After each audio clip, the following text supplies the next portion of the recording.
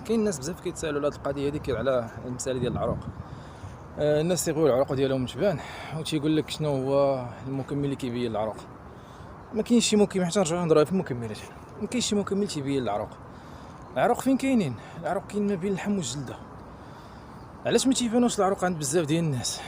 حيت ما بين اللحم والجلده فين كاين العروق كاين الفات.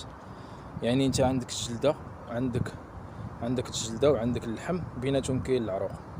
الا كان الفات مخلط مع داك العروق سي نورمال العروق ما يبانوش، راه تيوات هادو. الا بغيتي العروق يبانو خاص داك الفات تحيدو. الا حيدتي الفات الجلده غتهبط على اللحم والعروق غادي يبان. يعني في الاخر رجع حرق الفات.